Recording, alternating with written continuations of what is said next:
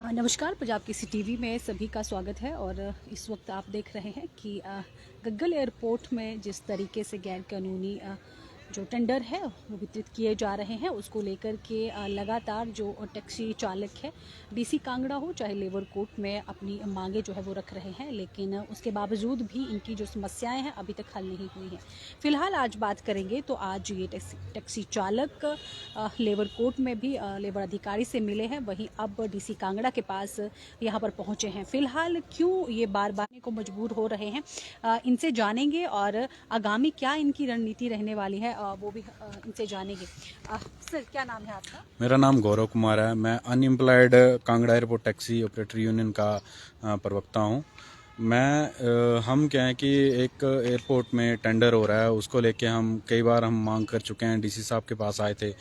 DC साहब ने अपना एसडीएम कांगड़ा को इसमें कमेटी बनाया था, जांच करने के आदेश दिए थे कि ये मामला क्या है। तो 5 मार्च को जो है एक मीटिंग का आयोजन होता है, जिसमें लेबर अधिकारी, एयरपोर्ट डायरेक्टर, एसडीएम साहब वो सभी वहाँ पे मौजूद थे। उसमें कुलजीत राणा जी भी थे, जो कि गैर कानूनी तरीके से जो है एयरपोर्ट के अंदर अभी बूथ रन कर रहे हैं, new Dhauladhar operator union Palampur के नाम से।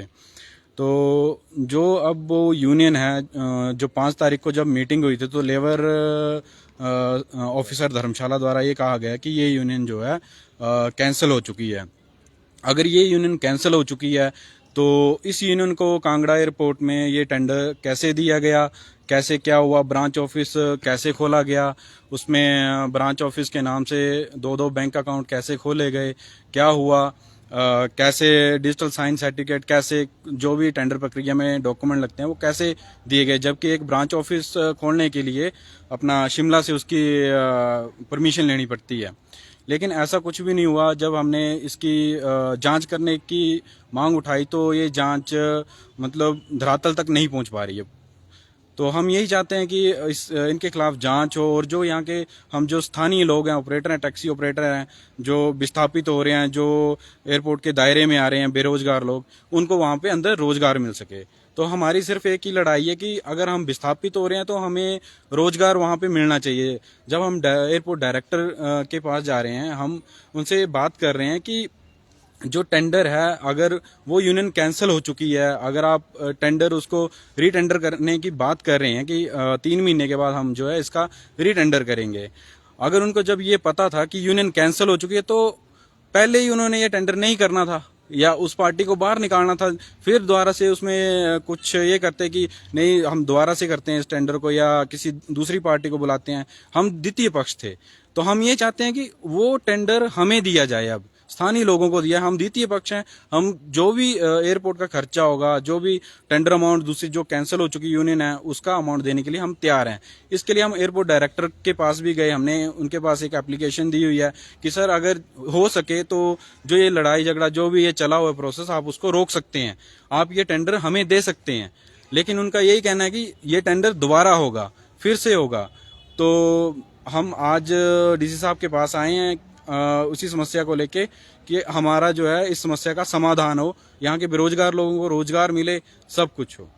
तो ये बाहर वाले को क्यों ये टेंडर दिया जा रहा है? और जब टेंडर प्रक्रिया हुई थी तो आप लोग कहाँ थे? क्या आपने उस टाइम ऑब्जेक्शन जो है वो नहीं किया था? हमने उस टाइम में भी अपना एयरपोर्ट डायरेक्टर को एक लिखित में दिया था ज्ञापन कि सर जो न्यू धौलाधार यूनियन पालमपुर है, इनके ऊपर पहले ही केस चले हुए हैं।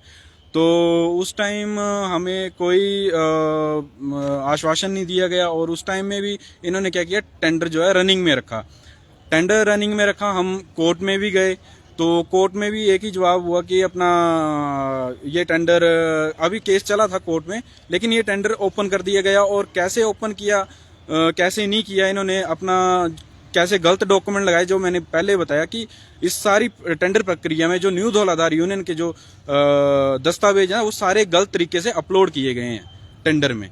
लेकिन जब दस्तावेजों की जांच होती है, हमारे दस्तावेजों की जांच हुई, उनके दस्तावेजों की जांच हुई, तो उसमें तो ये सामने पता लग रहा है कि अगर ब्रांच ऑफिस अगर कुटुमा में खोला गया है तो उसका एक रजिस्ट्रेशन अलग से नंबर होगा, उसका एक बैंक खाता तो यूनियन का ही चलेगा, क्योंकि एक यूनियन के 2-2 खाते करंट अकाउंट नहीं हो सकते, और उसमें से ट्रांजैक्शन एक ही होगी। ठीक है, जिसमें कि अब देखो इसमें एक ये लेटर है, इसमें ये बताया गया है कि new Dhauladhar taxi operator union old bus stand Palampur district Kangra branch office Kutma district Kangra. अब एक यूनियन में दो प्रेसिडेंट कैसे हो सकते हैं? तो इसमें क्या है कि जो कुटमा में ब्रांच ऑफिस खोला गया उसके प्रेसिडेंट कुलजीत राणा जी हैं, फिर उसके बाद जनरल सेक्रेटरी अशोक कुमार जी हैं, अब वाइस प्रेसिडेंट जो है वो राजीव राणा जी हैं और ब्रांच कैशियर गौरव राणा जी हैं। तो एक ये सोचने वाली बात है कि एक ही यूनियन में दो कैशियर हो रहे हैं, दो वाइस प्रेसिडेंट हो रहे हैं, दो जनरल सेक्रेटरी हो रहे हैं, दो ब्रांच प्रेसिडेंट हो रहे हैं। तो मतलब आंखों देखा सब कुछ मतलब गलत दिखाई दे रहा है। फिर भी जो है इनके खिलाफ कोई कार्रवाई नहीं हो रही है। एयरपोर्ट सुन नहीं रहे हैं, लेबर कोर्ट आप गए थे, अधिकारियों ने क्या कहा, क्यों वो नहीं सुन रहे? डीसी कांगड़ा के पास आप दूसरे टाइम यहाँ पर आए जी, फिर अब भी आप नहीं सुन पा रहे, तो क्या लगता है कहाँ पर धांधली जो है वो हो रही है? अब ये तो यही है कि प्रशासन बता सकता है, जांच करेंगे कहाँ पे गलतियां हुई हैं कहाँ पे नहीं हुई हैं। ये तो प्रशासन जांच करेगा तभी हो पाएगा, क्योंकि आजकल ये है कि जो आम जनता की आवाज है वो कोई नहीं सुन रहा है। हम तो ये चाहते हैं कि आम जनता की आवाज सुनी जाए, जो विस्थापित हो रहे हैं उनकी आवाज सुनी जाए। हमारा एक ही कहना है, अगर इतना बड़ा एयरपोर्ट बना रहे हैं तो एक उसमें हमें टैक्सी ऑपरेटरों को रोजगार क्यों नहीं दे रहे हैं? अगर ये जो टेंडर ये निकाल रहे हैं, ये इनको ये बोलना चाहिए कि ये जो स्थानीय यूनियन है इनको टेंडर दे दिया जाए यहाँ पे। तो उसमें ये कोई बात नहीं कर रहा, सब बोल रहे हैं कि इसके पास जांच के लिए आदेश दिए गए हैं, ये हमारा अधिकार क्षेत्र नहीं आता है। लेकिन हम जो है काफी परेशान हो चुके हैं अब जी। तो लेबर ऑफिसर ने क्या कहा? अब आज हम लेबर ऑफिस में गए थे, वहाँ पे अपना एलओ साहब से हम मिले। उन्होंने कहा कि हमारा काम ये है कि अपना यूनियन और जो भी काम होता है वो बनाना होता है। जांच, अब उन्होंने बोला है कि हम जांच करेंगे, लेकिन वो ये कि जांच कब करेंगे? 1 महीने बाद, 2 महीने बाद कैसे करेंगे? तब तक तो जो बेरोजगार लोग हैं, जो हम बेरोजगार हैं, वो तो बाहर अपनी जो टैक्सियां खड़ी हैं उनकी किस्तें तक भरी नहीं जाएंगी हमसे। अगर नहीं सुनवाई होती है, 1 महीने का वक्त दिया जा रहा है, तो क्या आगामी अभी हमारा एक ही मकसद है, अगर हमारे 1 सप्ताह के बीच में हमारी सुनवाई नहीं होती है तो हम तो पहले भी विस्थापित हो रहे हैं और दोबारा फिर विस्थापित किए जा रहे हैं। तो अब हमें मजबूरन सड़कों पे उतरना पड़ेगा। फिर हो सकेगा हमारी तरफ से जो भी हमसे बन पाएगा, चक्का जाम जो भी होगा, हम करने के लिए अब तैयार हैं, विवश हो चुके हैं हम इसके लिए जी। तो देखा कि चक्का जाम करने की बात जो है इन टैक्सी ऑपरेटरों ने कह दी है, क्योंकि जो टेंडर प्रक्रिया है उसमें कहीं ना कहीं ये धांधली जो है वो लग रही है। ऐसे में एयरपोर्ट के डायरेक्टर हो, चाहे लेबर इंस्पेक्टर हो, फिर चाहे डीसी कांगड़ा हो, इन तमाम अधिकारियों से ये टैक्सी ऑपरेटर मिल चुके हैं, लेकिन बावजूद इसके जो टेंडर प्रक्रिया है वो सही तरीके से नहीं हो पा रही है। हालांकि जब टेंडर प्रक्रिया ये शुरू हुई थी उसमें एसडीएम भी मौजूद थे, लेकिन अब अगर वर्तमान की बात करें तो अब फिर से ये टैक्सी ऑपरेटर कार्यालय के चक्कर काटने को मजबूर हो रहे हैं। एक तो विस्थापित का दर्द और दूसरा बेरोजगार होने का दर्द जो है ये टैक्सी ऑपरेटर अपने साथ लेकर के चल रहे हैं।